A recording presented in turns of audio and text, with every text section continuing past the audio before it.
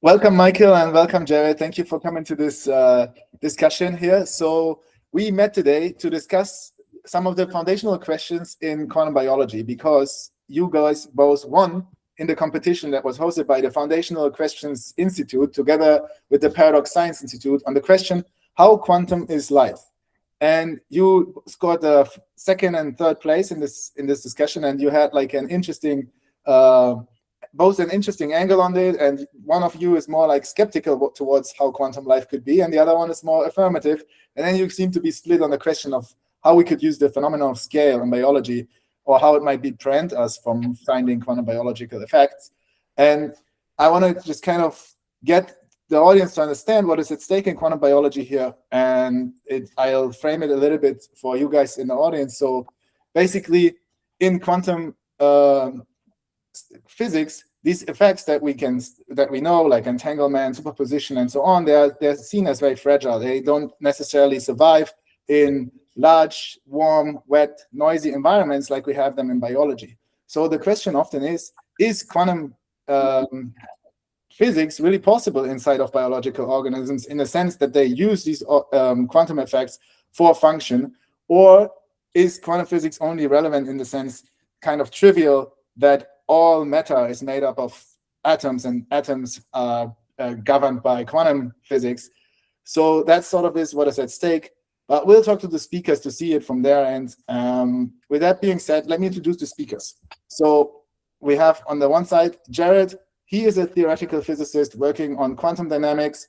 His research spans quantum control, reservoir computing, and super oscillations, with publications in Physical Review Letters and a 2020 paper on driven quantum imposters featured in the Quanta magazine.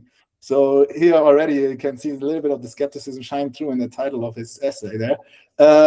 And yeah, he is the second place winner of the FQxI essay competition. And then on the other side, we have Dr. Michael Montague.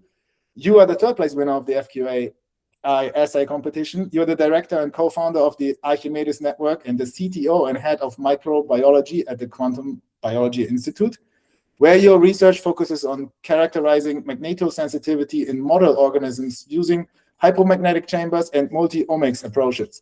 Previously in your career, you spent 8 years at the J. Craig Venter Institute doing work that helped lay the foundations of synthetic biology. So to refined physicist here at the table, I'm excited to talk to you. So do you want to add anything to your introductions that maybe I have missed in online research? No, I think it was much more generous and well researched than I deserved. You make it sound like I might actually know what I'm talking about. Yeah, I think that you do, and I'm happy to tease that out during this conversation. So I already kind of try to frame the debate a little bit about what quantum biology really is trying to solve here, or what the term really means. Is it a trivial thing, or is it a non-trivial thing? Are there real quantum effects? And I would like to hear from you guys. What do you think is really at stake in quantum biology? Maybe we start with you, Gerard. What is it that quantum biology is trying to do, and why are you skeptical about it? Like, what is it that makes it tough to see? Well, thank you, Jonathan. I'm not sure what you prefer. You can call me Jonathan. So yeah, I've been thinking a lot about this actually, and what I'll say is, I think people always have a kind of you don't know what you don't know, right? And that you find a way of thinking about things that kind of works and makes the world make sense for you. And I come from a physics background, and so I think from kind of, if you like, the bottom up in kind of terms of structures. And so when I hear quantum biology, it kind of, my initial reaction to it was one of kind of annoyance and feeling like, these, like, you know, if you understood what you were doing, putting those two things together, you wouldn't be doing it. Now I've softened a little on that in terms of the kind of the aims of it, and the kind of the idea that one needs a new description for biology.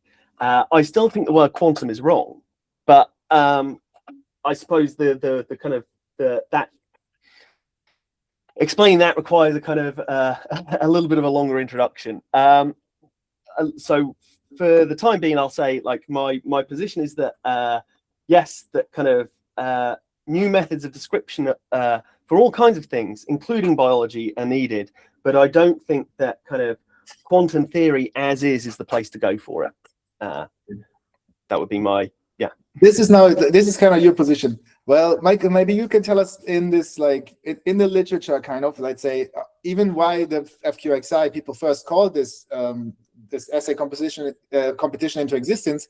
There's this kind of let's say deciding ground where basically the question of are quantum effects trivial or are they useful function? That kind of is the main core question. And what does this mean? This differentiation. What is that? What are they alluding to when they want to ask?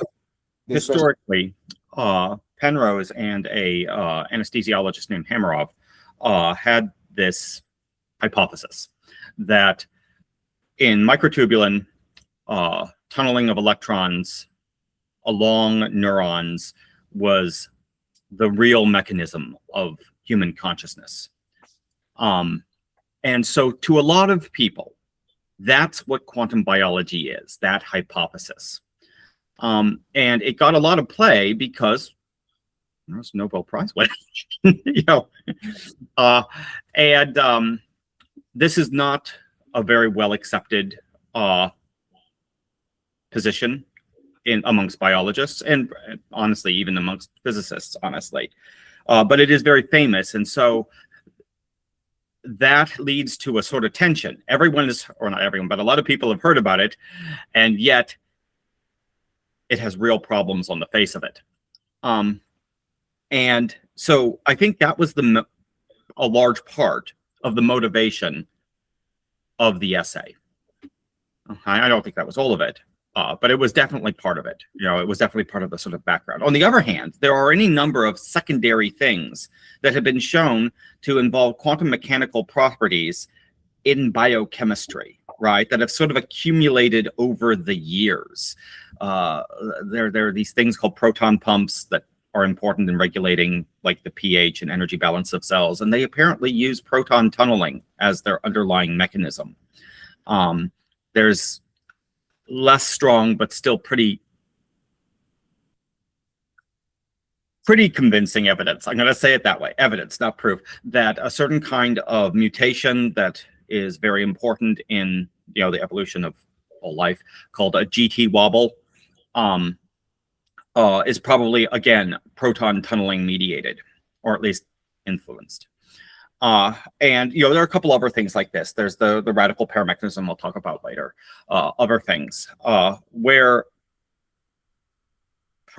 processes that are, you know, quantum, superposition, tunneling, things like that, seem to impinge upon the realm of biochemistry.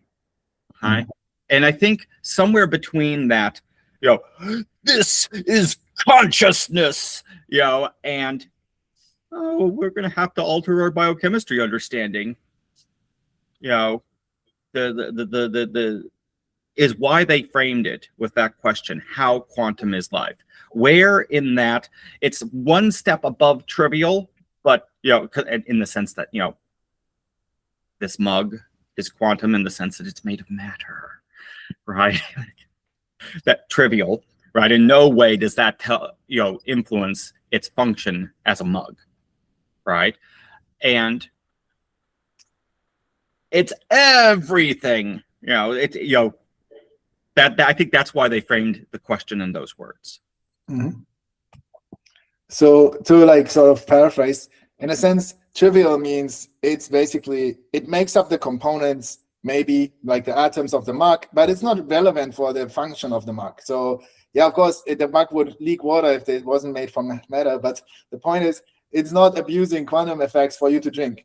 And then in a sense, is absolutely essential to writing, right? You can't write without spelling. But if I were to change by divine decree for a second, such that we spelled the word with, W-I-T-H, W-Y-T-H, and changed all the documents in the world so that we now have our new with spelling, we wouldn't change the meaning of even one document. Right? In that sense, that's a change that is absolutely fundamental at the most fundamental level of writing, and yet absolutely, utterly unimportant. Yeah. And then on the other side, there's this like, let's say, extreme idea where we say that basically the function of consciousness depends entirely on the quantum thing. So there, it's not trivial, it's essential. Like, because there are quantum effects, we have consciousness, and consciousness obviously is a function of the organism.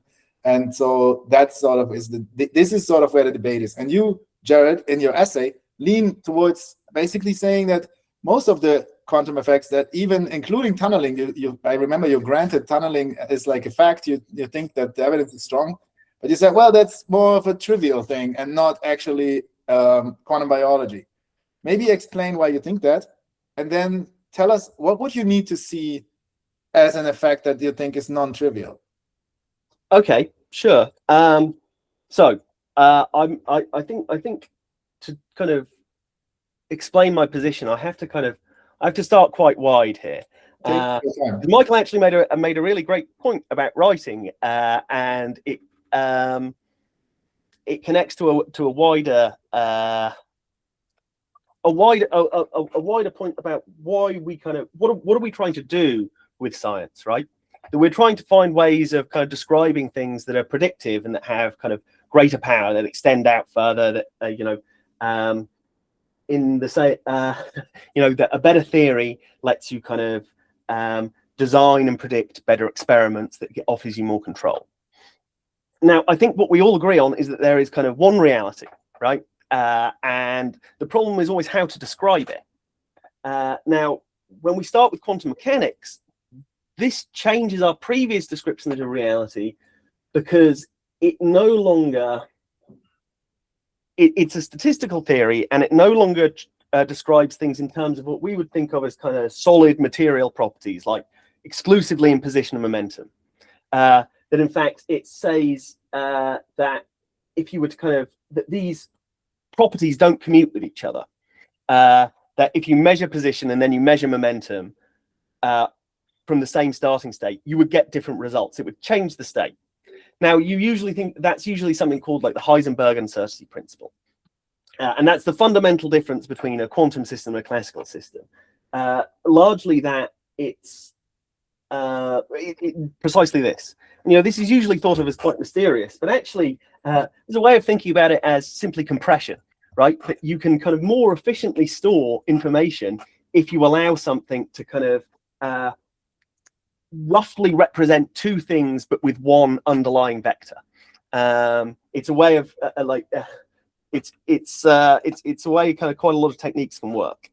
But I'm rambling a bit here, and I want to kind of get to the core point, which is that the thing of whether or not you call something quantum is that quantum is a specific description with a specific way of working that has kind of in that description mathematical properties that kind of tell you that as you add more quantum systems, the thing that defines it kind of is decaying away exponentially, so that when you rise up scales, the level of description that one needs is not necessarily always going to be quantum. So this is where kind of I said I would do something at the start, right? What I want to kind of maybe try and show you is that biology as a kind of adaptive system, I'm going to say that like the underlying kind of mechanics of it, the chemistry and the kind of physics doesn't necessarily need a quantum theory to describe it, but that if you want to describe the function of biological systems at a higher level, that actually requires a kind of, I think, a much more complex and rich algebraic theory. Now, I can't really explain this to you here, but I've got something that might be able to do something that can. So, Eigen, I'm going to send you this transcript. Please generate roughly a 10-slide deck and push it to my website, and we'll see how you do. So, this is my kind of like. It's much easier for me to demonstrate what I'm talking about than to try and talk about it, if that makes sense.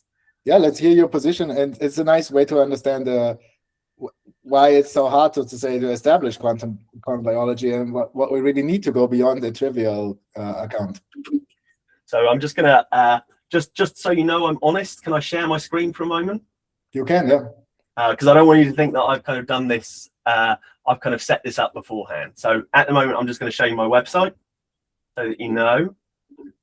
And right now, you can kind of see here, it's got this talk on it here, and there's no talk about what I'm talking about.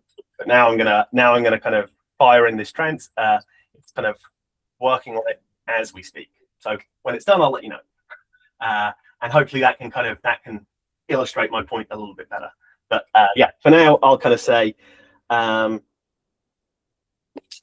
yes, I'll wait on this, and kind of I'll defer to Michael, who I think kind of could probably it would probably be good to kind of hear a little bit about, some of these quantum effects that we think are kind of functional in biology, and your own kind of perspective on scales. So on scales, let's start with that. Maybe before we go into scale, it would be really nice to hear from you. Why do you believe that some of these functions are non-trivial? Like, what did you see already, or what evidence is so far convincing you that you believe there's non-trivial effects, and why are they non-trivial? So I didn't know which person you were asking that question to, Jonathan. To you, Michael. I would like Gerard try to explain his side, and then he generated a whole website. So we'll wait for the outcome. But I want to hear your side on, like, what is it? Why is it non-trivial? And I'm going to make the argument most immediately with the radical pair mechanism, but there are other examples. Like I said, there are 3 known effects that biology can use to sense a magnetic field's presence or absence. Those are something called a magnetosome, which is essentially based around, it's essentially a little compass with like iron and ferromagnetic materials in it. And these, because they have to overcome thermal noise, have to be large, and they cannot hide. They're visible to an optical light microscope of very marginal quality. It's not like you need an electron microscope to detect these things. Next, there is certain classes of organs that organisms like sharks have, where there's like a conductive channel in their snouts, and as a function of induction, as their snout moves along the ocean bottom, changes in magnetic field induce currents in this conductive channel, and they sense that, and they know that there's something tasty underneath the sand to eat. And then there is unquestionable, literally decades of evidence that show that organisms that have and can have neither of those, organisms like E. coli, right, which are way too small to have a meaningful conductive channel, and very provably don't have magnetosomes, are nonetheless responding to magnetic fields. Okay, well, there's only one other mechanism we know about that's possible. Okay, there might be something else that explains it that isn't quantum, and this is a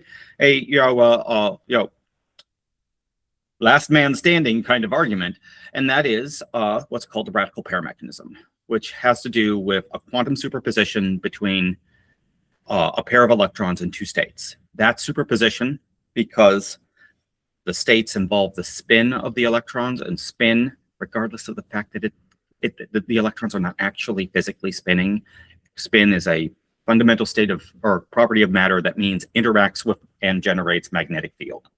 Right? It's measured in angular momentum, which is why we call it spin.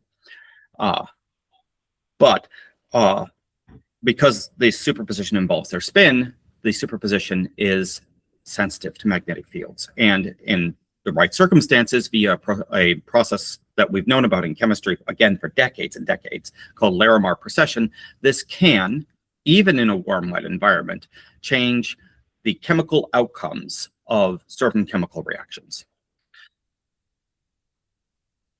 What my research is basically arguing is, given what we know about the enzymes of central carbon metabolism in E. coli and in fact, in all living things, there's every reason to think that mechanism is going on in the core metabolic gene right, of living things.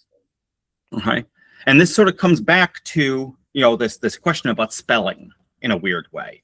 Does that make it changing the I to a Y in the word with, or does that make it something fundamental? And the answer is it's at the edge, but it might be at the edge in a very useful and interesting way.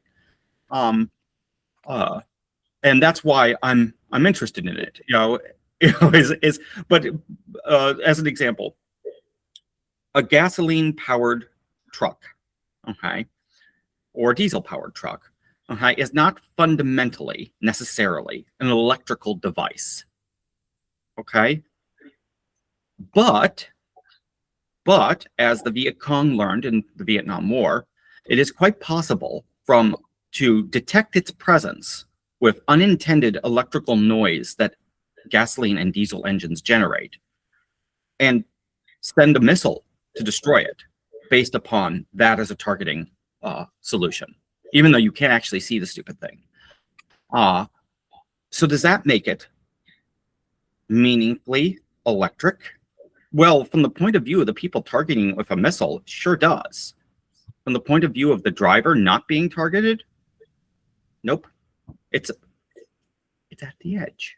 And that's what I think ultimately life is. I think life is a basically chemical and physical classical system, but with quantum things that impinge upon it in fundamental ways from time to time, and ways that might be very useful for us. I mean, it'd be totally awesome if we could, with a sufficiently sophisticated, electromagnetic manipulation, just cure someone of cancer. All the cells with this metabolic, property just, will tie themselves in knots and die. That would be awesome. And so in that sense, sure, it's meaningfully quantum.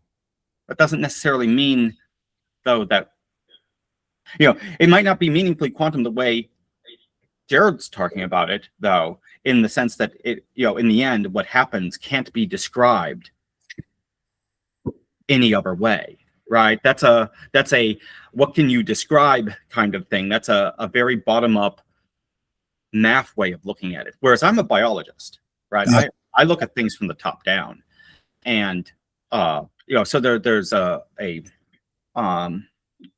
thinker online, a venture capitalist, amongst other things, named Paul Graham, and he had I really recommended a wonderful essay entitled "How to Do Philosophy," and in it, he points out that it's very hard to come up with a really formal definition of the word math.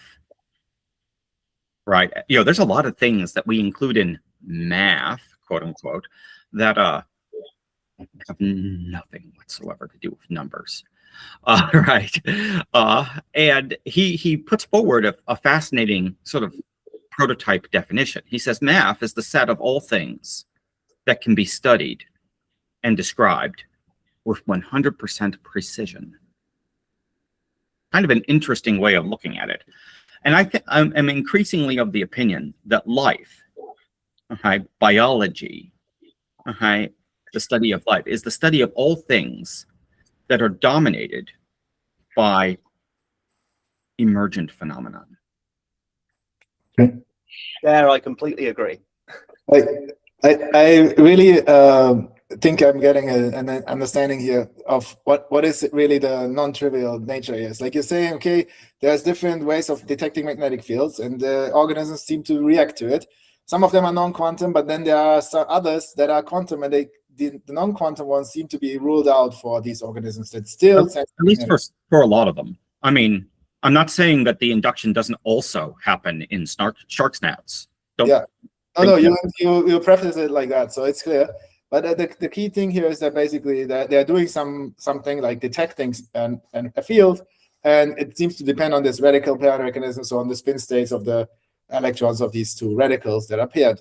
So that's an interesting phenomenon to you. But what I also gather is like this effect has been discussed a lot in the literature of quantum biology, but there are still some key pieces missing to really drive home the message and actually establish a full-on explanation. And why is that? What is missing here? Oh, well, establishing causality, even in the simplest of systems, is very, very hard. So just to be clear, that's just like epistemically hard, intrinsically. So we have indirect proof that the causality is missing. So what we are kind of lacking is the connection from like sensing the magnetic field. For example, I'm aware of the electrifying birds, where they can show that when they isolate birds from a magnetic field, they are losing orientation. But they can. What is lacking is that the link between this radical pair mechanism and the actual basically behavior. So and that's what I'm interested in E. coli. Okay, to be clear, birds are macroscopic and complex and just really hard. Okay, whereas I can take, I can just do. I mean, it's just much easier to do a simpler model system than a pigeon. Yeah, this introduces the concept of scale, and this is what you argue for in your whole essay. Is basically say well, from a quantum physicist, an E. coli and a pigeon are practically the same size. Yeah. Yeah. Like you said, basically, let's go down. Those are also perfect spheres, so I'm sorry, I had to say that. I apologize, Gerard. That was. Yeah.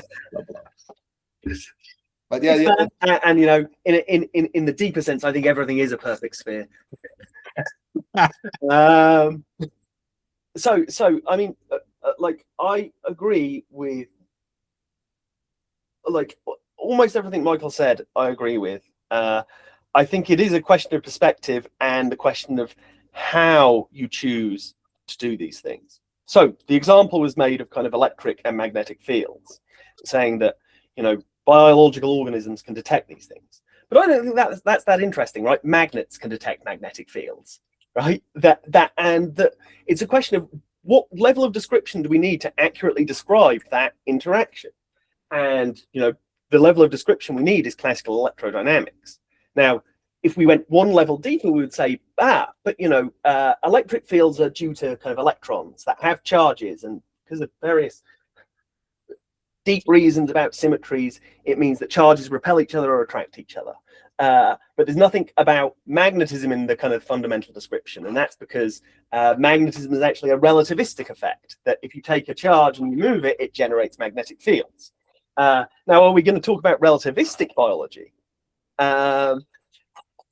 So the phenomenon and kind of where it comes from, in some sense, like, isn't the interesting bit, because again, we can easily make a classical description of that part of it.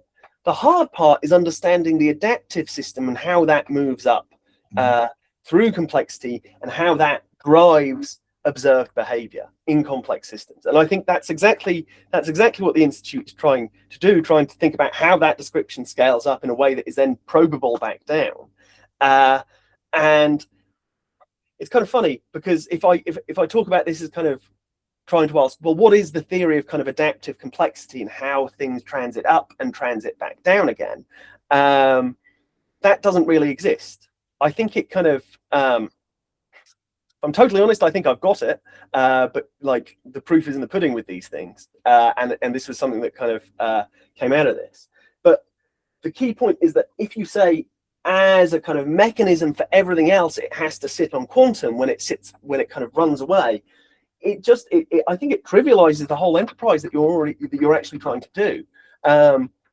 What's interesting, though, is that what kind of mathematical description do you need to be able to talk about the way biological systems work and how adaptive systems, like, it's easy to kind of make something that can detect an electric field. It's very hard to design something that can then act on that in the way it kind of performs in the world, let's say.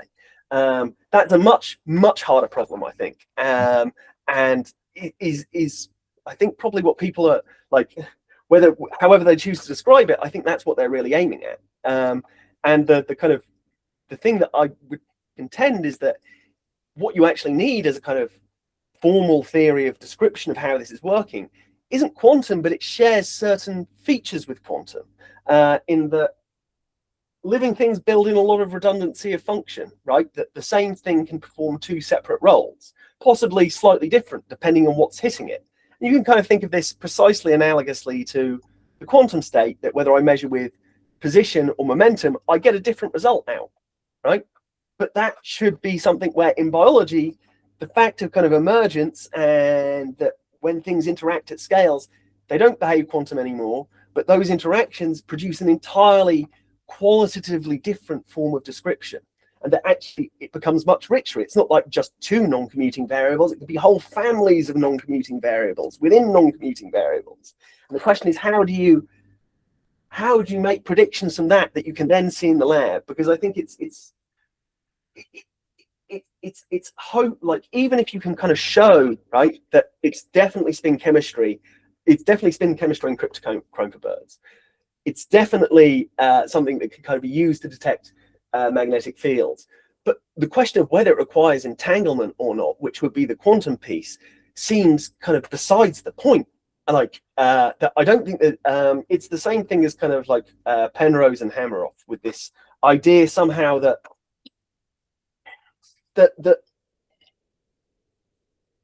large scale phenomena are somehow contained in the small scale phenomena, and that's not how these things work, right? It's never how these things work. And that Penrose's whole position is, he did win the Nobel Prize, but he's specifically though not for this. Exactly. He won it for the kind of the mathematics of black holes, essentially. Now, his whole reasoning for why we need a quantum explanation for consciousness is that he didn't believe that consciousness in the mind could be described computationally, right? Which is I think it's a perspective that aged extremely badly. Middle of the book, I couldn't see that. Yeah, like I read this as a teenager and was kind of convinced. Like I was like, oh yeah, there must be. But it's like it's such an easy guess to go, oh, there's something that we don't understand. And his whole argument for why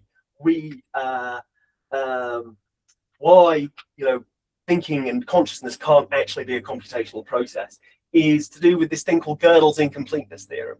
I'm not sure if you've heard of this, but it's the idea that a formal system can contain statements that have their own negation. And he completely misunderstands this, right? He completely fails to see the kind of the hierarchical nature of it, that anytime you can make a statement like that, there's one on top. And in fact, the more interesting question, you mentioned Paul Graham, who brilliant writer. The man could have he could have been a great novelist if he wanted, or whatever he wanted, really. This idea of what math is. Well, when this thing finishes, which might be sooner or later, and I'll kind of hand it over in a minute, it may or may not bring in an idea that is kind of worth thinking about. That we know we have theories that can describe reality, right? Quantum mechanics does it, biology does it, chemistry does it. But the one thing that kind of quantum mechanics and biology have in common, and the real thing that links them, is they're what you can think of as reflexive theories. That the register and the thing performing the operations to make the theoretical prediction is contained inside the domain of the thing doing the predicting. Now you're saying here that basically humans with brains are biological beings and they are studying themselves. Yeah. And in the same way, if you think about information theory, there is no such thing as disembodied information, right? That you are storing everything in a physical register somewhere, and that has a physical cost. So all one has to do, once you realize this, is to turn the question around. Knowing that we have predictive theories, what does that imply about the kind of theories that are possible? Well, I'm really super duper glad that you brought up Gödel. I consider Gödel to be the, frankly, the most significant, or one of the most significant writers of the last few hundred years. But from my perspective, there's the flip side of that, which of course is Turing completeness. Right. The implicit consequence of Turing completeness, of course, is not just once you can have a Turing complete language, you can describe any algorithm in it, but it also means that there is for however many possible Turing complete languages there are, and I think a strong argument, although I don't know if it's a formally correct argument, can be made that there should be an infinite number of possible Turing complete languages. There are therefore an infinite, or a very large at least, number of completely accurate descriptions of any given thing that are wholly independent of each other in their underlying mechanics, and yet just as accurate. Okay, and so when you take those two facts, okay, and put them together and think about them at the same time, I think we come to what you're beginning to suggest as, you know, this sort of, you know, what can you describe, and you know, and of course you also have this idea of overfitting, right? If I throw enough variables at the problem, I can always describe it, right? Right. I'll never forget this glorious demonstration that was made to me by my like 7th grade math teacher when he's talking about, you know, oh, okay, I want you to be able to figure out a way to make a fraction that will come to pi to the 100th digit. And we all played around with this forever. And he's like, you know, it's really easy, you know, and he takes, you know, pi to the 100th digit and puts it over 1. And that's a fraction that, you know, he's like, duh. You know, it's like, you know, it's trivial. You know, if you could just throw more parameters than the problem. And, you know, and so, you know, really your question then is really what can you describe? What's the shape of the curve between how quickly I need to add parameters versus how quickly I can get to a certain degree of accuracy? I wish I could explain that more. It's hard, right? But like again, like I'm really pleased that by this reaction, because I think it's one of those things where you think long enough about these things and you start to see that there's a kind of unity in all of this, and this is why you go from biology to physics to information theory and computation, and it's all the same thing. And this brings us to the other key, you know, like foundational author, and that of course is Shannon. You know, yes. And I was really surprised actually that you didn't call out Shannon's informatics explicitly, although Hilbert spaces can recapitulate the complexities of Shannon's informatics, or at least I've been told this. I haven't like actually run through the math myself. I mean, they are equivalent, really, right? But this is the whole. But that comes to sort of the Turing completeness thing in a way. I mean, you know, but I find as a biologist thinking about life, I constantly come back to Shannon's informatics, like on almost a minute-by-minute basis. And that's really the question I want to ask about magnetobiology and why I'm interested in this quantum mechanism. I want to know, why is magnetosensing apparently so important that even E. coli needs it? You know, what on earth could they possibly need to be importing that particular, not very large amount of information? We're talking about maybe a couple bits of information at any given moment, right? A very small amount of it. Why is this so important that not only is it in E. coli, but it is apparently, it seems, if our theories are right, to be built into the core metabolism of every living thing? What? That doesn't seem that natively, that doesn't make sense. Or not, I don't want to say it doesn't make sense. Natively, there is no obvious reason. And so I want to answer that. And to answer that, I need to characterize the effect first so that I can start to, you know, like say, okay. Yeah. No, I mean, it's entirely the right way around to do it. And that's meaningful. Right? Like, it's meaningful, but it maybe I don't know, you know, is that meaningful? And it comes back to perspective. No, I think now we're hitting really interesting the question of scale that we already mentioned in the beginning. Like, we are kind of circling around it from different angles here. And I think what you just said, Michael, is like one of the points that you also made in the essay, where you basically wrote that like you have a hypothesis for why why maybe E. coli have developed to actually sense magnetic fields, or why even life might need this. And I would think it's really interesting to go into that, and then maybe also talk about how you are using scale to sort of like make this a little bit more visible, and the kind of experiments. Like, maybe let's start with this first question. It's like, why do you think that life has basically, if it has evolved to sense magnetic fields, why could that be? What could that be good for? So it's a known thing amongst biologists, although to my knowledge, I'm the first person to name it, that life is replete with what I call scale shifting effects.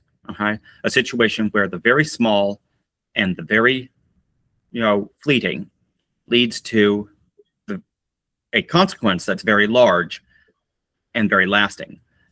And like I said, this observation has been there from the beginning, and it's by no means unique to life. Okay, one spark can cause a forest fire, right? That's very small, very fleeting, and yet the forest fire has consequences that last decades. So by no means, strictly speaking, a life thing, but it seems to be concentrated in life. We find this a lot. It's hard to even make a complete list of all the known scale shifting effects in life. Whereas, in non-living systems, it's, like 3 or 4 examples, crystallization, fire, a few others. And you're like, okay. And that's weird. So I've always sort of had this idea in the back of my head that something about the scale shifting effect is, if not necessary, advantageous for living systems. Okay, and what it ultimately is an amplification signal, a signal amplification, which implies an informational process. Okay, what's more, life, as a consequence of the fact that it can die, not to be too visceral, has a noise reduction process built in too. We only see the colonies that survive on the petri dish. We only see the mutations that grant advantage. We only see the species that are fit, right? All the others, are noise, and they die off. And that's noise reduction. So we've got signal amplification and noise reduction. Okay, and I think the scale shifting effect with quantum processes amongst, but not by any means the only example of things that might be feeding information into it at the base, and then allowing that information to sort up through many organelles and many tissues and many organisms and many species, is this sort of amplification and noise reduction feedback loop, or pair of loops, like whatever. And that's maybe not all of life, but that's implicit to what we think of as living systems. And that's not something that's specifically a quantum biology thing, but it definitely would interact with that edge case, spark plug, like, is it quantum meaningfully yes or no boundary condition? Because that would be a source of both noise and signal, at least some of the time. And that's what I mean, this isn't a complete answer to your question. I don't have the answer yet. I haven't done all of the experiments, and I might spend the rest of my life doing those experiments. Yeah. That this is a deep well, which is awesome. Every scientist, is like, yes, I've got a phenomenon. I can study it. I can sink my teeth into this. So, that's cool. Don't get me wrong, but come back in 20 years and we'll talk again. Okay, so there's more to find, but let's go to these hypotheses that you kind of mentioned. Like, on the one hand, you talked to us about scale shifting now, how basically tiny phenomena, let's say the radical pair mechanism, could scale up to the survival of the whole species, right?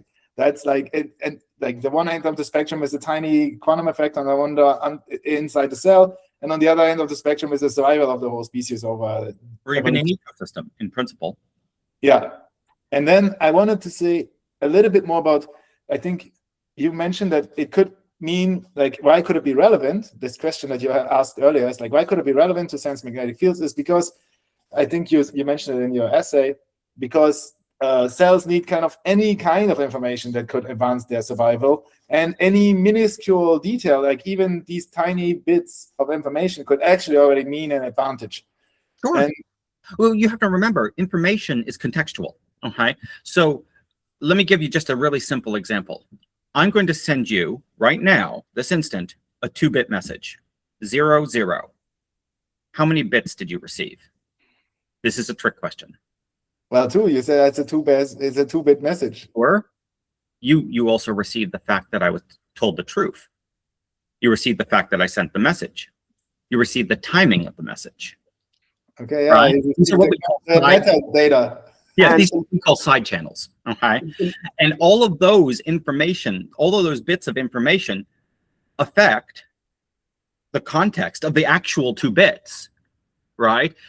And the result is that even a very tiny amount of information, right, in context can mean a lot. A lot. And so that's what, again, hypothesis, can't prove. Okay? To say that outright, that's what I guess is going on. I think that the E. coli or whatever cell is taking in all kinds of chemical information, a vast context. But let's face it, if this object here is the E. coli, then a chemical only tells it what's going on its surface, right? A chemical that's, a micron away from its surface might as well be on Mars, for all the good it does. Whereas the magnetic field lines that pass through that cell are influenced by everything else they pass through. That's independent data independent from its surface. So that could increase the range of sensibility around the cell. It's new information. It's information that adds context to all that chemical information. And so even if it adds really noisy context, it's probably still useful. If that just means you need to, to design your noise redundancy and cancellation, system. And let's face it, we've got, 3.8 billion years of evolution for that to have been refined to a high standard by life. So I have no concern that life could, take that noisy signal and do something with it if that signal contains any fitness advantage at all to informing its genetic program. Thank you. I think it's become really clear, what your hypothesis is. And before we go into the experiments that you already did in this direction, I would like to. I saw, Gerard, you were at one point really hungry to say something. And I will give you that space, and then I would love to hear some more. I'll ask you a follow-up question. Oh, so it's just it makes me really happy to hear this, actually, because we did this initially once before, and I think we were kind of speaking different languages, but now I can kind of I can see exactly what Michael means. I'm quite excited because I not for now, it's quite technical, but if he's interested, I can tell him exactly how this happens. Because here's what I'm going to do. You use the example of how many bits did you send? And it was a trick because you said other things. It's actually even worse than that.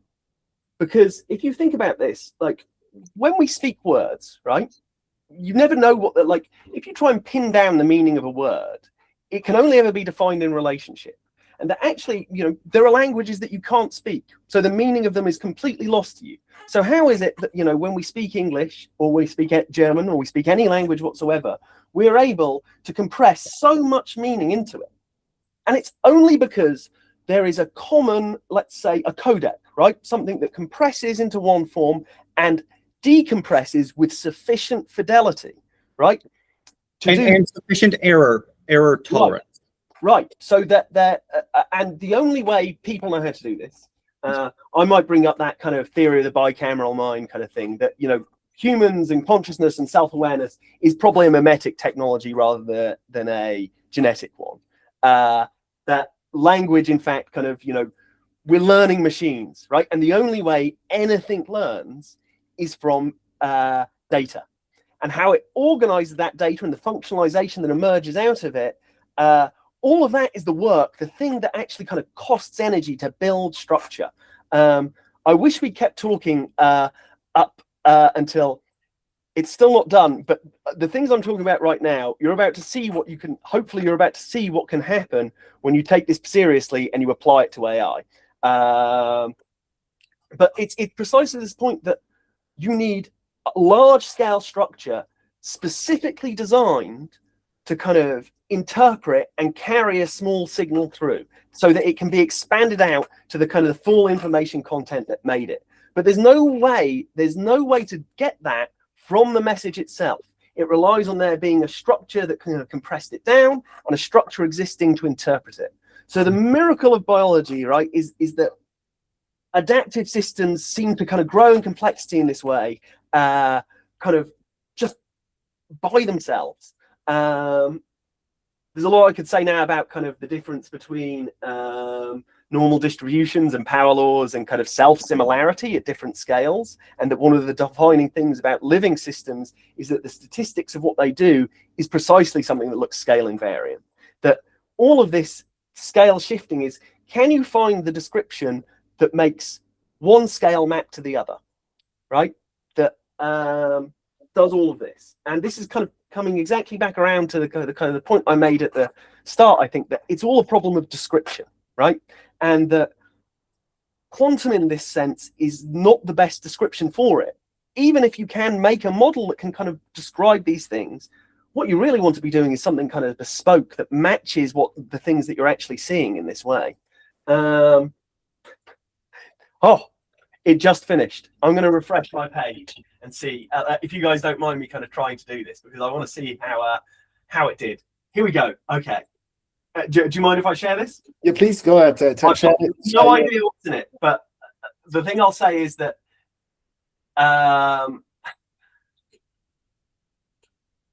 you like the amount of context that it was given, the information context was exactly what you heard from the transcript, and that the way it did everything else was by being able to give it extra structure in which to interpret that context at the start. So I asked it for 11 slides. I said, don't do anything fancy with applets unless it can one-shot it. And I've got no idea what's on this. So let's see. One reality, many descriptions. Here we go, right? Okay, so this is exactly what we've been talking about, I hope. Right? Can you scale it down a little bit? I feel like some of it is missing in my screen. Do you see it? I'll see it properly. If you like, I'll send you directly to the I'll send you the link directly to the slides, so you can kind of both. I love it. I would love it if it was on the whole screen. If you can, like maybe. Yeah, let me see. Yeah, I should be able to do that. But there. Oh, no, it's perfect. Thank you. Okay, perfect. Thank you. I'm sure you'll have to edit out this bit, messing around with slides. Okay, so I think this was something kind of we started with, right? That we all agree that there is one thing happening, and that it's just what is the right way of describing it and intervening on these things, and that you can kind of and my contention with all of this is that the right way to do it is algebraic, which is something I said at the end of the essay, but I never really developed. It was exactly what Michael said before about there were points where, because of the word limit, you could kind of happily descend for thousands of words. So again, I think this is a kind of recapitulation of what we started with. That for me, the question isn't is life quantum, it's what's the right description for life's function. Here we go. Here is Michael's point about with versus with, right? That you respell the substrate and the meaning is unchanged. Mug is made of atoms governed by quantum mechanics, and that tells you nothing about its job as a mug, its function. So you respell. So again, we're recapitulating. So what makes something quantum mechanical, right? This is, again, something we discussed a little bit before, and it's this idea that you have operations that kind of position or momentum where you kind of measure a state, and that the action of doing that changes the state, right? And the kind of the metaphysical reasons about why aren't really important. All it matters is that it's a vector and it's a matrix, and the two matrices that correspond to things that you kind of can measure experimentally don't commute with each other. So there is an ordering difference. But again, it's the fact that you can have one vector standing in for two quantities at once. This is this scale notion that a directly quantum. Let's dive a little bit deeper on this, okay? Because this is sort of the counterpoint to like using, like Mike says, scale is great. It helps us amplify, and therefore we can see tiny differences in larger systems. And here we see the scary side of scale, where it says the terror of scale, where you're basically saying, if we were actually using a quantum description, then it would be the yellow curve, and we would never have the computational capacity to actually calculate it, or maybe explain. Right, and so this is kind of the tension and the paradox, and it actually kind of, I won't bury the lead on this and kind of where my thoughts are going with it. The difference between a quantum system and a biological system, or dumb matter and life, is not only kind of scale, but adaptation. That you can, like, that what I'm showing you here is kind of quantum system raw as we describe it. And quantum systems kind of if you think about them in terms of networks, this is talking about the whole state looking like this. So there's always a description that does this and it kind of falls apart. But if you think about them in terms of a subnetwork and how they kind of interact with each other, you add a feedback loop in, the behavior can actually, or the level of description for the behavior can change quite dramatically. I don't think it will show you this here because it wasn't in what we were talking about, but there's something else that you can, I'm happy to send you the link to it. So this was the point I made in my essay, that if a classical system, if you think about the number of particles or things like this, how many dimensions do you need to describe it? It grows linearly with the number of particles, whereas in quantum mechanics, it grows exponentially. And that randomness self-averages out without something to kind of catch it. So this was my kind of point, that chemistry doesn't need quantum theory to be described, but the function of chemistry and the function of chemical aggregations does need a richer theory. And that my contention is that you can still do this algebraically. So why should you bet on algebra? Because it keeps working, right?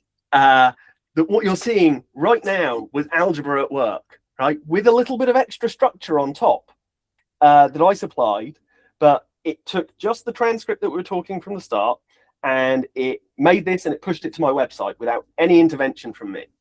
Now, this is going to be a little bit more mathematical, but it's about the idea of how a thing updates itself, and that there is always a linear algebraic representation of it, but it looks very high dimensional. It's a kind of dynamical view, actually, that you can apply to things like machine learning as well.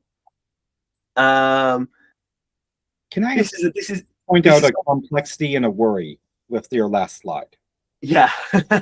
So this is gets more kind of technical. This is about some other work that I did. I grabbed that out for some reason. But it's about the fact that power laws, there's a universal form of this as soon as you have the idea that if you have a system that uses different parts, there's a cost associated every time you draw a symbol, every time you say a word, or every time you hear something.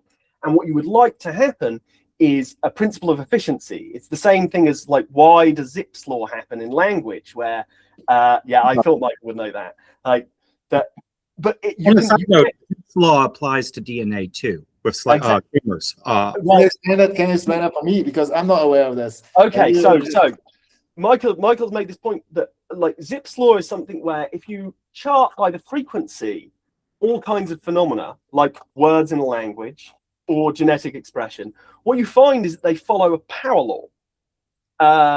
That's what this is kind of saying, that there's a power law with a certain slope. And what that means is kind of, okay, I can't do a lesson on statistics here. It's a very special, it has this kind of form with a particular exponent, this lambda. And this lambda actually tells you a lot about how much the system is prepared to pay for its encoding. In fact, it tells you everything about it. And that an efficient system, the whole argument for why you can kind of do this, like, you can derive this from genuinely first principles mathematics, where any system that does anything like this necessarily in its kind of intrinsic form, where you just think about all of the independent parts, the frequency with which they appear, if it is an efficient system, should be ordered in the same way of how much it costs to use them, right? That it's a similar principle in coding, right? That you don't code everything with the same number of bits. If you're going to send a message a lot, this is how compression works. If you're going to send a message a lot, you want to make sure that the symbol representing that piece of the message is really cheap. It's short. Yes. So, I just want to make a comment. Describing it in terms of cost, like he isn't wrong, but it isn't necessarily indicative of the underlying mechanism of what is going on. Right. Okay, I'm sorry. I just no. By all means, the cost is the cause rather than a description in a way. So the reason I say this is actually to do with because I mean cost in a very there's a principle in if we can go back to physics for a second, that we've talked a little bit about information and kind of how what that means, like 0 or 1, and on a physical level, what's the simplest thing that can kind of represent information? And you can imagine a box where you've got one particle in it, and you put a partition in the middle so that there's a particle on one side or on the other. Now, what thermodynamics tells you is that if if you've got a particle on one side of the box, that's exerting a pressure, and the other side is empty. So in order to remove that partition, there is a physical thermodynamic cost to it. It's called the Landau limit. So all information manipulation has an energetic cost. And that means that every time you and it doesn't matter what you're thinking about, because there's no such thing as a disembodied system. So I say cost because it's on fundamental thermodynamic principles of which everything is subject. Einstein said thermodynamics was the most fundamental theory, and I fully agree. This cost is unavoidable. Every time you manipulate a piece of information, you are paying an energetic cost for it. And if you're always going to be paying an energetic cost, you better make sure that the cheapest thing that you do is the thing that you do the most. And that's why in language, in biology, in all complex systems, anything that was kind of produced by an adaptive pressure, you will see these power laws. And that the thing that's telling you how much it was willing to pay is this slope.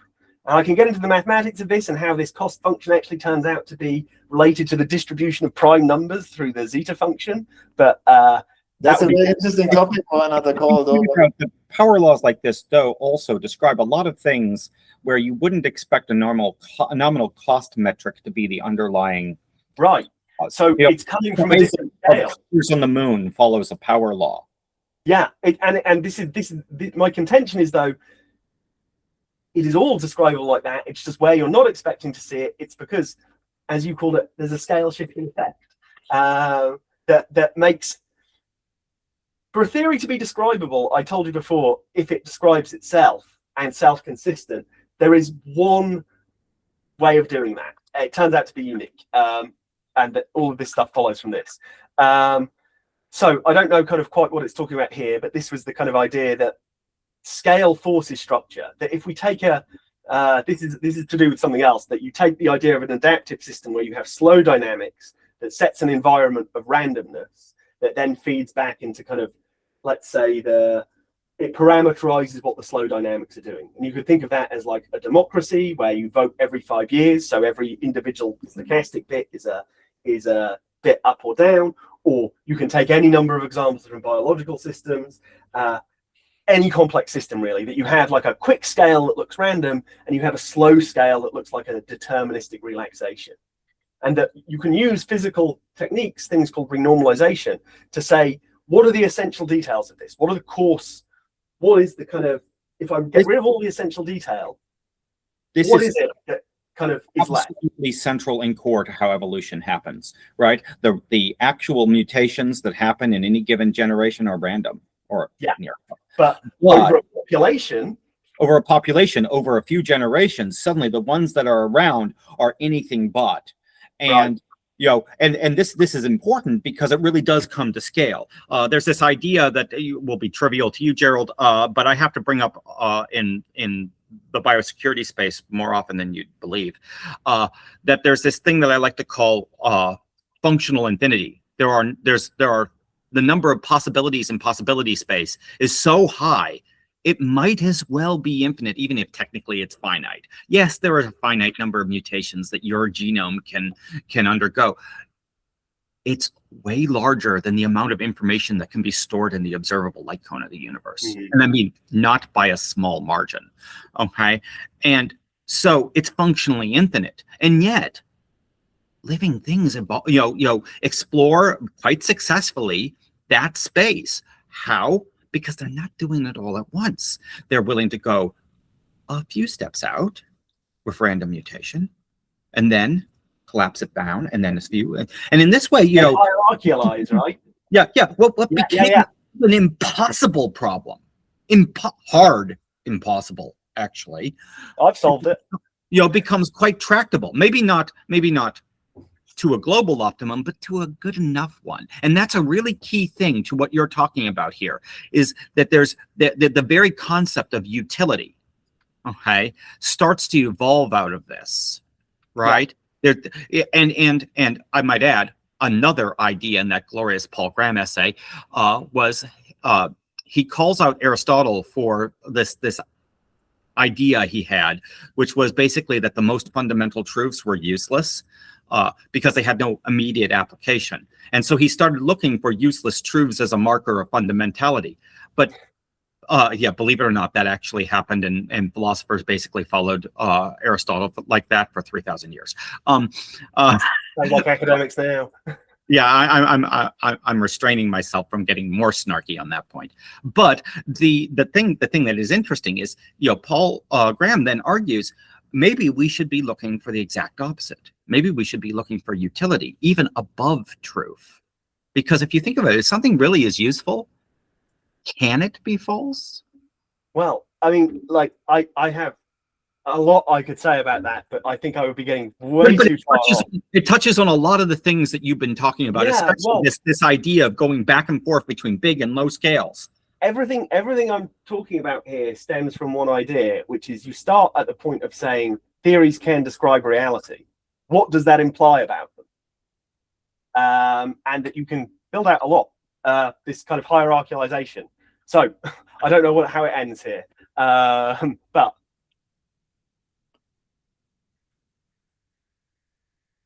so that was I guess trying to be a self-demonstrating argument that the things I was just talking about in these principles were exactly how I kind of built a little engine on top of an LLM that then was able to kind of just take this. So it's interesting, to riff off of the meta point you just made. We have to think, that LLM probably was Claude, I imagine. Yes, yeah. That seems to be the one that academics prefer. And I don't know why exactly. I will admit I find Claude a little frustrating at times. But that said, it's got, give me a number here, 10 million weighted parameters in it. Oh, way more than that, right? There's actually there's a real. I could talk about the transformer architecture and how it compares to brains in endlessly, because you can actually, when you start thinking about this stuff, you can realize that there's a mapping where you send tokens in, right, and it comes out the other end. And what you can imagine is that the thing that you send in starts as one kind of vector in a particular dimensional space, and as it goes layer by layer by layer, the dimensionality of what it gets to gets wider and wider and wider until it reaches the peak, which is what you call the waist of it, and then it narrows back down again until into what you get. But you can imagine the way the brain works is kind of, it's like half of the transformer, right? That what goes in to the kind of the substrate, the widest point where you've stored the largest vector with the most primitive pieces, and then instead of going on, it tunnels back up again. I think that the fundamental thing about the brain that we have, that people don't want to talk about, is that side channel principle. It doesn't, if you look at it, actually the turnover time, like the processor speed of the brain, is stupid slow. It's like, stupid slow. That's all it's called. But it's got a bus width that's in the billions, trillions, right? So where the information isn't that neurons, neurons are activating at a certain speed. It's that these 19 neurons activated while these 100 trillion didn't, right? The zeros contained the information, right? The context side channels that say, it doesn't matter how many activated, it matters how many, activated together. The relative that I think that, and so I'm guessing that the thing that I'm getting to here is, what your meta point is demonstrating is in some ways this underlying idea of IQ, actually, right? That's what IQ is, right? It's the recognition that if you ask a person questions and get correct answers, at some point it becomes predictive of whether or not you'll get correct answers no matter what questions you ask. So oddly enough, we've alighted upon the idea of intelligence from artificial intelligence quite independently. I would like to drop a little bit more of a frame back to our quantum biology. Yes. Look, it's really interesting to see that we are talking about scale shifting here still, right?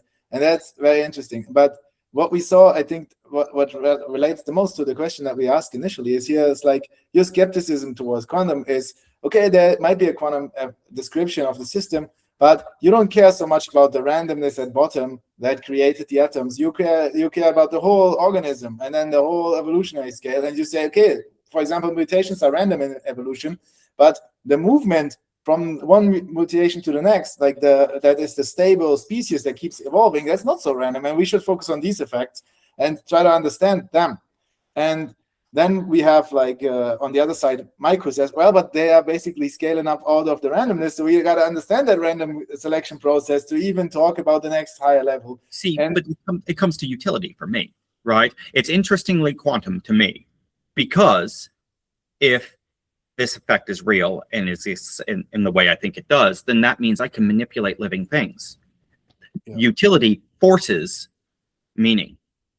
Yeah, in some sense, I see what you're trying to say here. Is like, okay, if evolution is made out of these random steps, then if I want to actually change evolution, I need to understand these random selections and be like, okay, it's not just about the movement and about the selection. It's actually also about the randomness. If I'm applying certain principles to this, potentially I can also change it. But you also still have to look at the larger scale, right, and select correctly. But before we go there, I would love to hear a little bit about, like, we have now shown the kind of different viewpoints on the same story, right? Either I focus on the large thing or I focus on the small details. And Mike, you are doing this in some sense. You are using the large to focus on the small. And I would like to hear a little bit about the experiments that you have already done with E. coli. And you told us earlier, like, you want to focus on E. coli rather on larger scale organisms because they're simple. They're easy to grow, easy to control, easy to package, and easy to observe. So maybe tell us a little bit about these experiments that you have done with them and evolving the radical pair mechanism and what you have found. So I apparently cannot share, but oh well. On the Quantum Biology Institute website, you will find a publications tab. And on that tab, you will find a number of publications that we have put out. And one of those describes an experiment I've now done probably 100 times with E. coli. We have a hypomagnetic chamber. Right? This is a box basically made of special materials.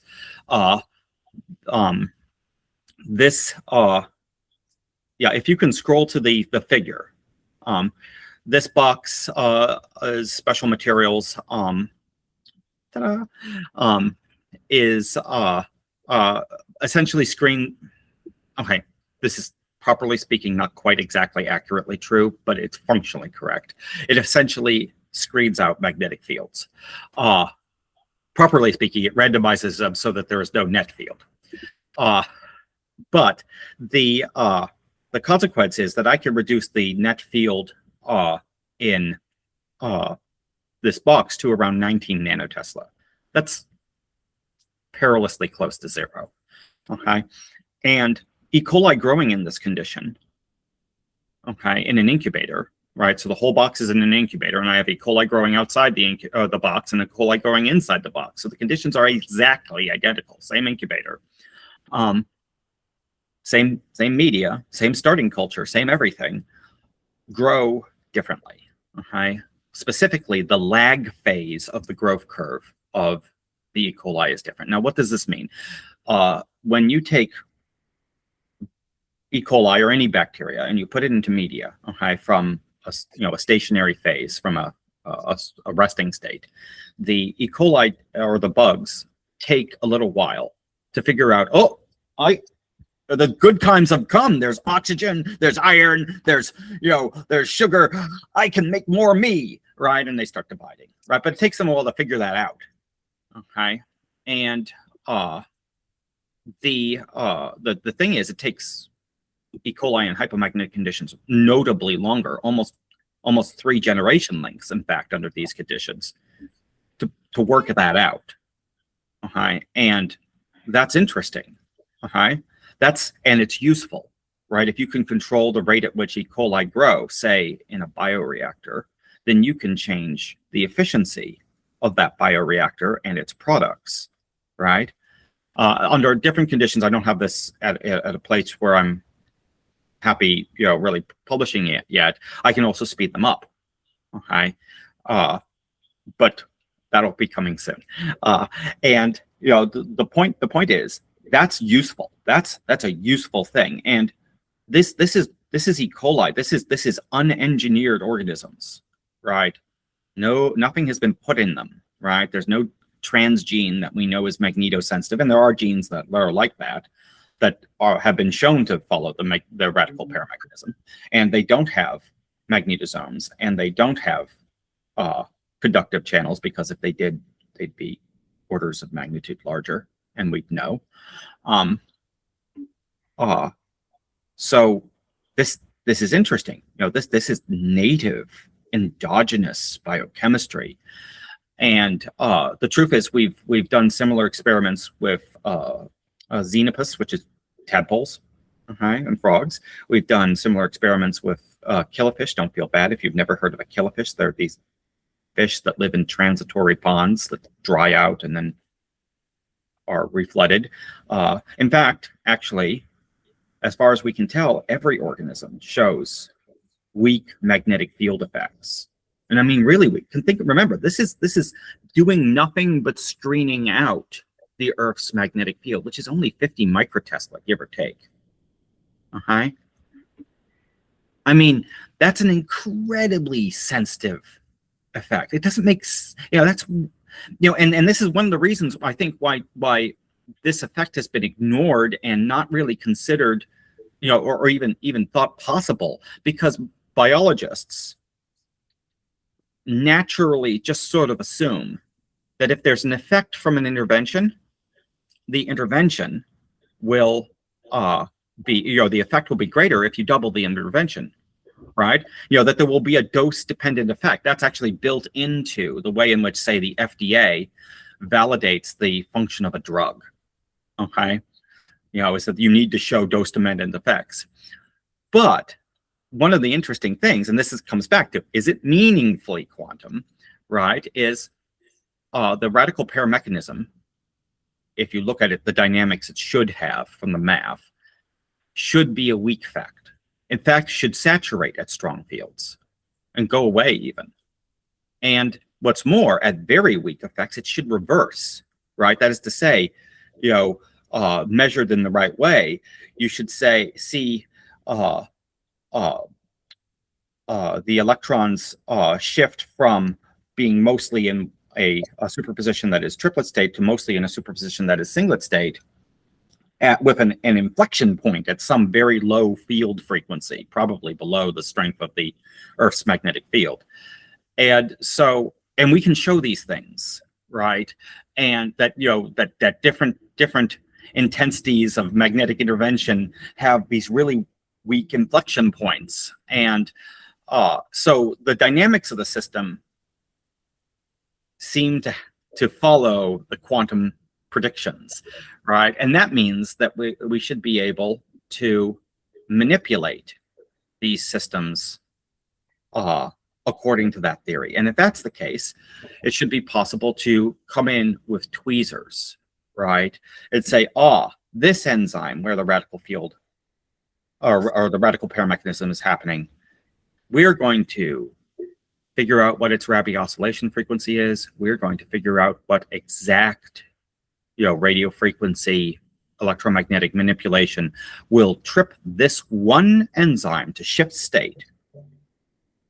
Oh, and by the way, all the other enzymes in the organism, and indeed in the surrounding organisms, they all have different sequences. They all have different, hyperfine magnetic field effects.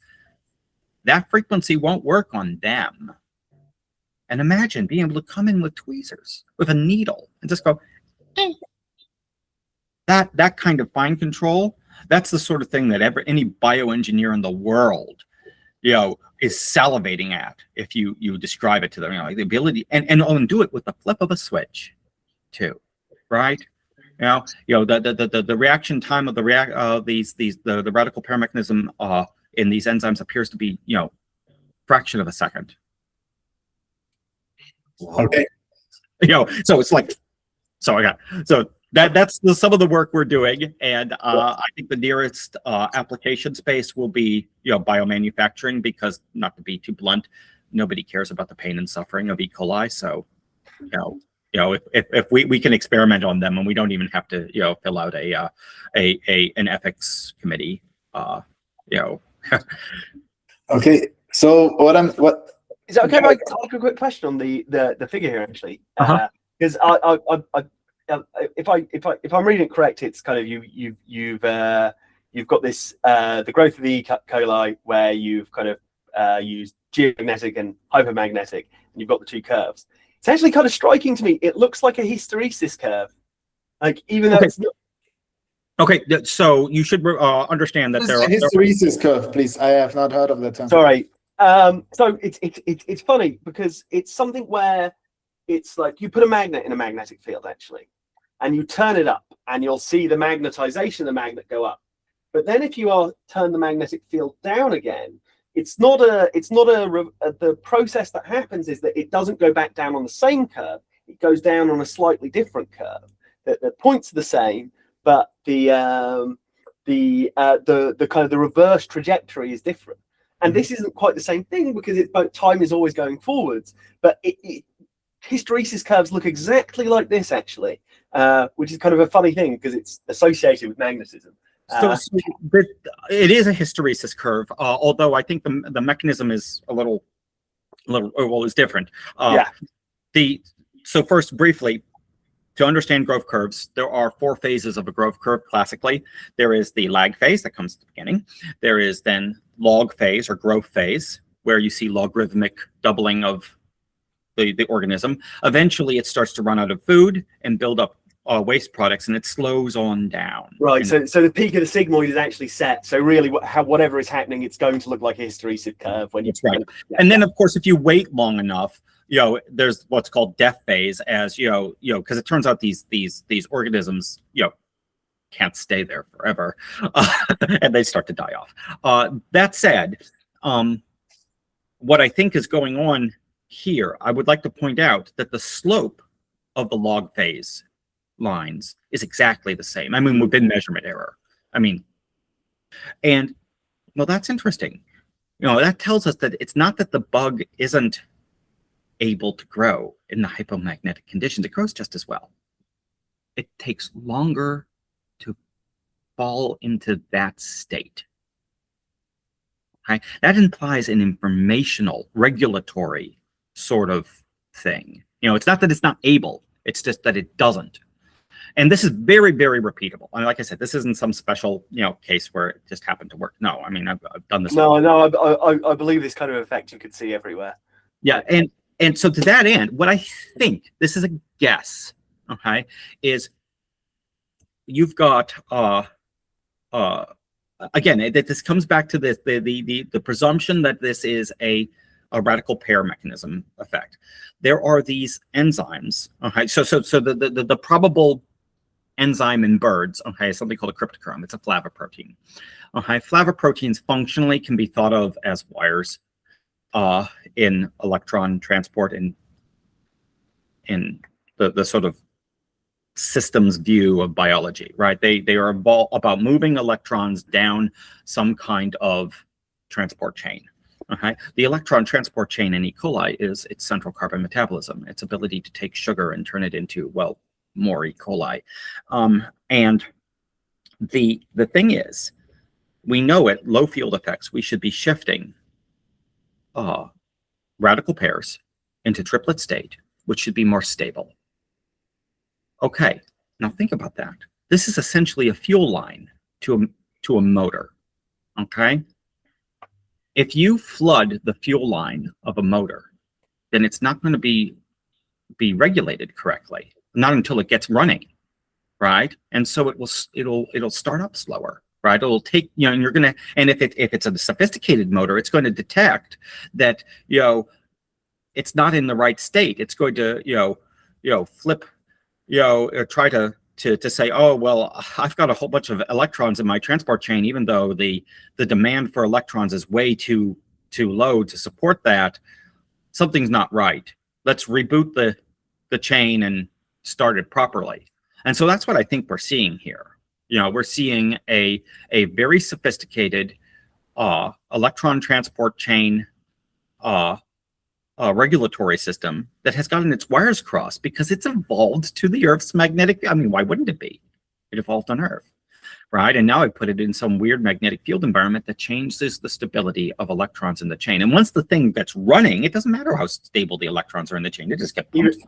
Evolution doesn't tend to perform speculative adaptations. It's right. It's right. And why would it? That would put it back into the computable, functional infinity of sequence space. That's not productive. No, we care about what's has utility, and and the only way to measure what has utility is the utility that exists today, right now. And so it's so anyway, that's what I think is going on here. Okay, and so you're absolutely looking at hysteresis, and I think actually there's the sort of classical hysteresis of growth curves, but there's also like a hysteresis that's going on metabolically, implicit in this, these two slopes that are the same and the two lag phases that aren't. Yeah. So what we're seeing here is kind of like another form of indirect evidence, right? Like you're manipulating the Earth's magnetic field by isolating some of the E. coli from it, and then you compare the growth curves, and you see that they grow slower. So have you? Oh, sorry. One more thing. Have you run this under kind of different strengths of magnetic field? Because you could probably infer the functional dependence on it from that. Yeah. Right now the electrical connection to the coils in my chamber is broken, so no. And I need to just get in there and fix it. But I have done it with different times. I'll take the culture, I'll put it in the hypomagnetic conditions for, say, 30 minutes, and then do the rest of the growth curve in geomagnetic conditions. And I've done this at 4 minutes and 8 minutes and 10 minutes and 12 minutes and 16 and 30 and 60. And let's just say, like I said, I'm not quite ready to publish this, but let's just say that's interesting. Okay. Sorry, Jonathan. I interrupted you, but I'm like, well, I forgot this was supposed to be a debate thing, and I just saw a slide. And I was like, right, I'm in work mode. No, I get it. Any scientist sees like data, and you're like, oh, I can chew on that. Explain this. Yeah. Sorry, Joe. Like for what I've seen here is like it looks like this is a sort of another form of indirect evidence that shows that there could be like a radical pair mechanism, but in some sense your like actual looking in the cell, what's going on, the mechanistic explanation is still inferred, right? And not yet complete. So ultimately the goal is to use multi-omics, to use transcriptomics and metabolomics and what have you to flood this experimental result with literally gigabytes of data, and from that figure out the mechanism, which genes are being affected by, and I have some data on that too. Again, that will be actually probably published sooner rather than later. But the idea, and again, this comes back to Shannon's informatics, right? If you can throw enough data at the problem, you can probably have enough information inside that data, not quite the same thing, to adequately describe the phenomenon. And that really has been the underlying method of biology since the days of genomics, was adding more omics elements that you'll have enough. The problem is you never know how much data you need in advance, and how much depends on how deep the mechanism lies, right? And the real limitation, it turns out, isn't even how much data you need. Is the data you need in the data you got, right? Because most of the omics data you get is functionally redundant. It's just the same underlying information sampled again and again. It's like why it's so hard to get more antibiotics, right? You could totally go out there and find an organism that produces an antibiotic. Okay, now here's the thing.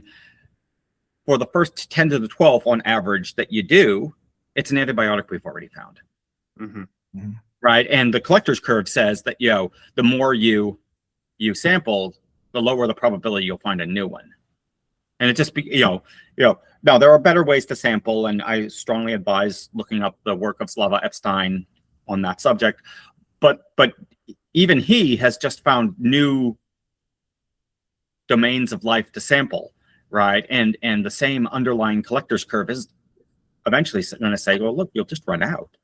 Yeah, but let's like see what you're saying is interesting. So again, you're looking for more evidence through different omics approaches. So that you look at the metabolomics, you look at the genomics, and you will find transcriptomics. I mean, you'll find different expressions of genes, potentially different metabolites in these different conditions between the hypomagnetic and the geomagnetic, and then you can infer more closely, right? You can actually see what what happened in the cell. But in the absence of this, like, I'm wondering, Gerard, how much does this convince you that there is quantum biological?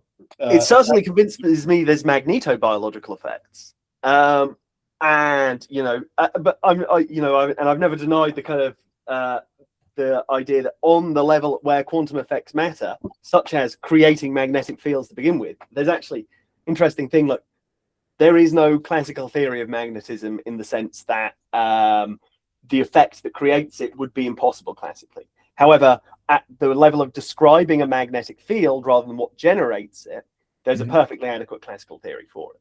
But I mean, again, like I suppose one of the things here is that what would interest me, like the thing that would persuade me is essentially, can you do an experiment where the only kind of description that you can give of it that will match the data that you've got can't be done with, let's say, it's a little bit of a tricky issue, right? Because you have to find things from statistics in these systems, and that statistics has any number of clever techniques, but that there is an implied model in any kind of statistical statistical fit that you do. And I think the thing that would persuade me, let's say, is what is the kind of seeing a model that is kind of better fit by, shall we say, like a quantum mechanical type model. Now, I don't actually think that's impossible. I just don't think it's the right description. Like, it's not going to be the same theory as quantum mechanics is at the level of kind of atoms and molecules and things like this.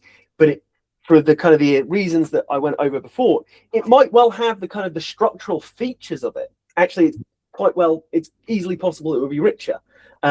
So yeah, I mean, that I'm prepared to be convinced about anything. It just comes back to the kind of what's the best description for it. Yeah. And beyond that, I think the question is kind of it can't be meaningfully answered. So why think about it? Okay.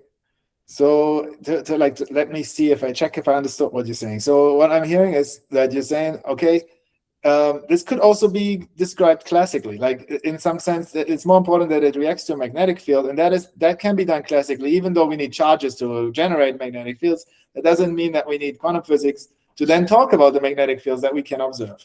And you think that is more relevant for biology. And then you say it might be true, like your algebraic approach that you are advocating for, to actually describe these scale shifting effects. It might be true that we use algebra to get there, but not necessarily quantum physics on the level of atoms.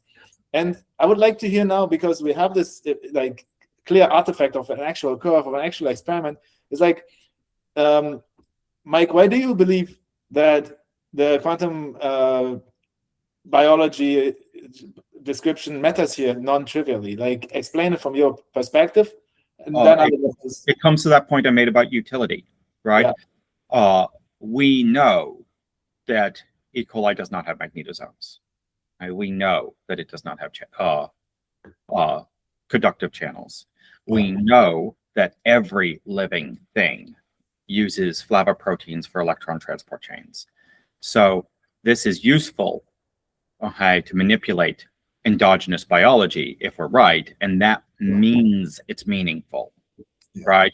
I'm using a very different kind of meaningful than Gerald is. I'm using almost an economic definition of the term, not quite, but close. A practicality metric, right? Whereas Gerald's using an academic metric, a metric of, well, does the description require this additional layer of complexity, or this specific layer of complexity, to be more precise? And I'm not going to say that there's no way to reconcile those two dimensions of meaning. In fact, actually, I was really excited with his jumping up and then jumping down description. I know I'm like being stupid incorrect when I say it that way, but because it implies a path to reconciling those two different formulations of meaningful. And that's a really a meaningful is a word that is very important, and yet very vague. It's like consciousness. Actually, it's the real reason why I'm not really interested in the Penrose-Hameroff theory at all. It's like, well, first give me a rigorous definition of the word consciousness, and then we'll talk, right? And but it's interesting that we might be able to come up with a rigorous definition of the word meaning, and that, frankly, is much more interesting than a definition of consciousness. Consciousness just becomes a meaning engine at that point. Okay, fine. Well, I mean, we need a meaning engine. That's great. But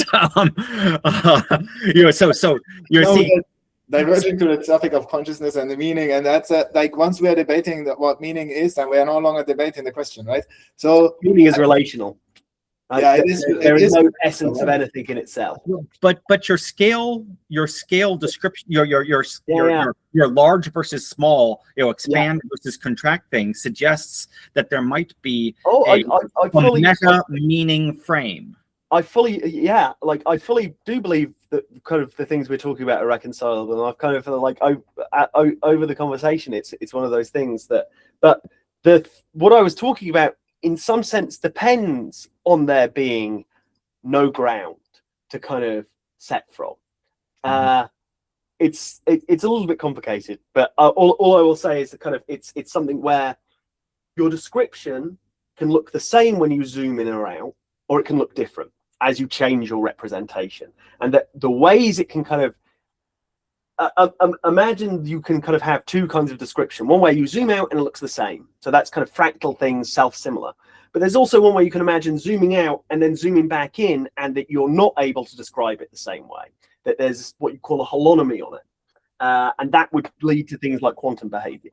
But that those are totally reconcilable, right? That the level that I'm talking at is kind of, let's say, I want to find the formal mathematical skeleton that can kind of simultaneously describe all of these things, and if that is true, it should be weldable to the kind of the observed behavior of the world and other ways of thinking about it. I would go so far as to say, if it isn't weldable to the observed way, it isn't. Well, that's the first.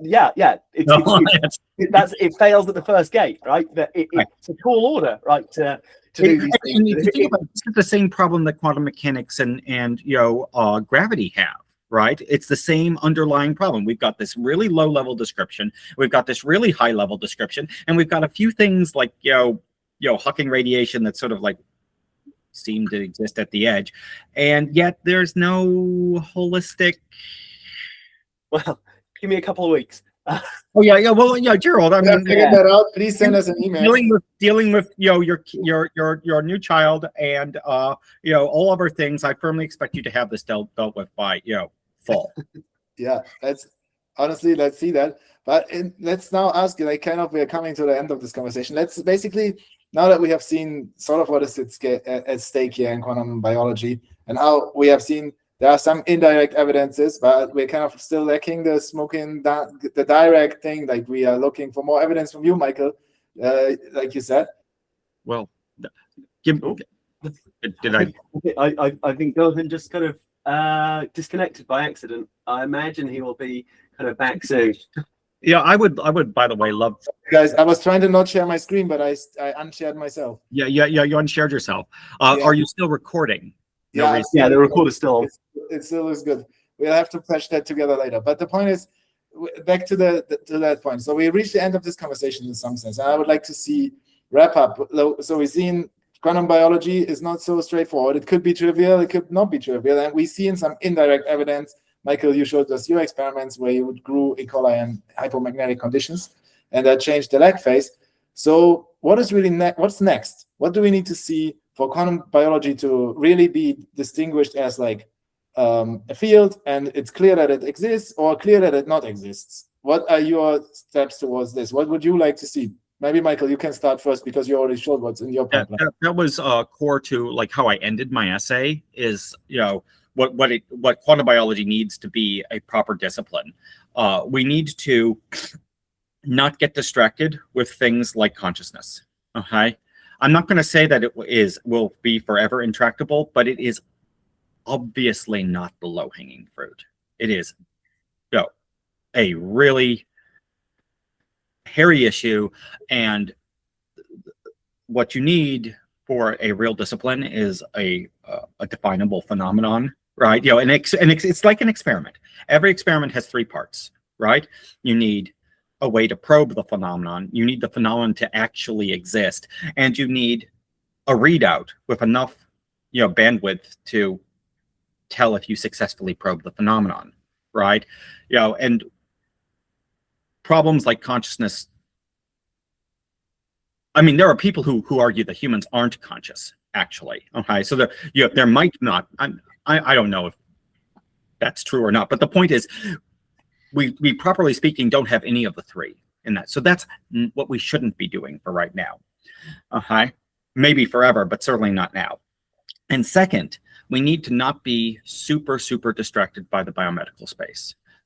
Yes, there's a lot of money in the biomedical space, but there's also a lot of competition for that money. And nobody is ever going to say, oh, I'm going to bet $20 million R01 grant on these weird people who are playing around with radio frequencies and magnetic fields to manipulate, biology, when I could just throw that $15-20 million into one or two,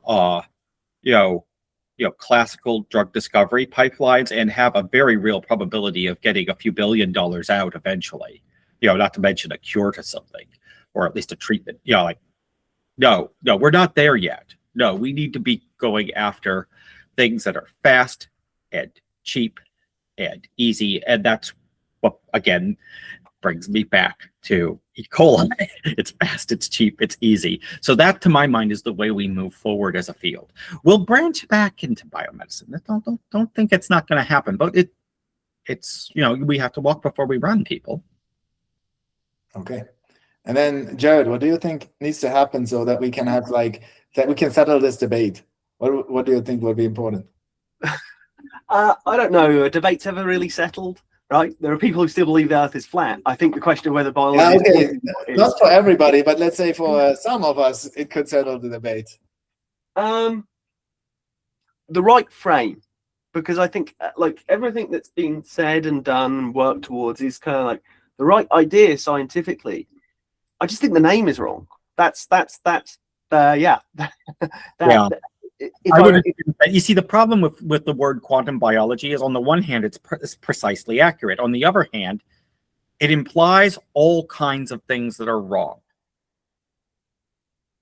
And I totally agree. I mean, the number of times I've wished what we were called the Magnetobiology Institute, just because it would have let me focus on the stuff we're actually doing, rather than having to have this 5 to 10 minute explanation at the beginning of a conversation,